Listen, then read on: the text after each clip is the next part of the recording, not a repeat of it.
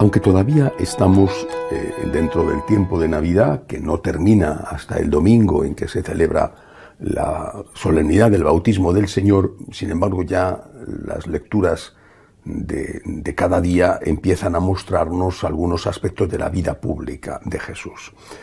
Hoy muestran dos, estamos en el inicio de la vida pública que tiene lugar en Galilea, y muestran dos: primero la predicación y segundo muestra el hecho de los milagros. Me quisiera fijar en un aspecto de la predicación en la meditación de hoy. De hecho, este aspecto lo recogió San Juan Pablo II cuando introdujo la reforma en el rosario, poniendo los misterios de luz. El tercer misterio de luz precisamente hace referencia al Evangelio de hoy, la predicación del reino y la conversión. Pero normalmente, y lo he escuchado así muchas veces, cuando se reza este misterio, por supuesto lo he escuchado cuando se reza en público, no sé, en privado cada uno lo que hará, pero se dice generalmente solo tercer misterio de luz, la predicación del reino de Dios. Y es la predicación del reino y la conversión. Y Jesús insiste mucho en eso. La llamada de Jesús, lo mismo que la llamada de San Juan Bautista, va a ser en primer lugar una llamada a la conversión.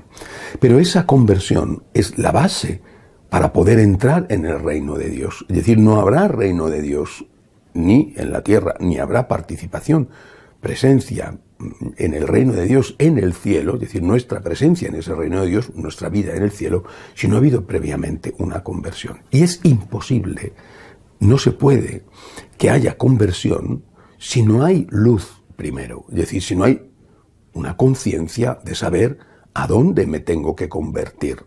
De hecho, convertir viene de un verbo latín, convergere.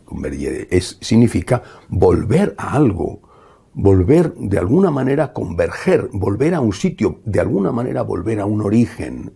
Es decir, tengo que volver a Dios, tengo que volver a mi origen, tengo que volver a aquella naturaleza herida por el pecado original, antes de ser herida por el pecado original, cuando el hombre se paseaba con Dios apaciblemente en el jardín del Edén, antes de que el hombre decidiera hacerse Dios, antes de que el hombre cayera en la trampa de querer decidir por sí mismo qué es bueno y qué es malo, porque eso es lo que significa comer del fruto prohibido, del fruto del árbol de la ciencia del bien y del mal. La serpiente astuta, el demonio tentador, le dice a Eva y le dice a Adán que si comen de ese fruto van a poder decidir por sí mismos qué es bueno y qué es malo. Eso es el relativismo. Y decidiendo por sí mismos qué es bueno y qué es malo van a ser igual a Dios. Es decir, la capacidad de decidir qué es bueno y qué es malo, esa capacidad solo la tiene Dios, que además la usa no para decidir que el mal es bien, el bien es mal a capricho, sino que la usa en función de la realidad que Él mismo ha creado y por nuestro bien. Por lo tanto, decidir por nosotros mismos qué es bueno y qué es malo es un pecado de soberbia y es un pecado que además nos pone en la actitud, en la situación de hacer injusticias a los demás, porque cuando decidimos que una cosa mala es buena, siempre estamos perjudicando a alguien, aquel al cual ese mal que hacemos le perjudica, le hace daño. Por eso, es necesaria la luz. Es necesaria la luz y la cita del profeta que dice hoy el Evangelio es pueblos de tribus de Zabulón y Neftalí, una luz grande les brilló. Necesitamos la luz. Necesitamos saber cuál es la verdad. ¿Qué es bueno? ¿Qué es malo? ¿Qué es verdadero? ¿Qué es falso? Jesús trae la luz y desde la luz podemos ver cuál es el camino para la conversión, para volver al origen, para volver a Dios. Puede ser que tengamos la luz, puede ser que sepamos cuál es el camino y que no queramos recorrer ese camino o que luchando al final no seamos capaces. Bueno, pero al menos si tenemos la luz tenemos una posibilidad. Si no tenemos la luz, ¿cómo vamos a ir por un camino que no conocemos, que está envuelto en las sombras? Pues daremos golpes, nos daremos golpes y daremos golpes a otros. Nos haremos daño y haremos daño a otros. Alguno podrá decir, pero no cometes pecado porque hay ignorancia.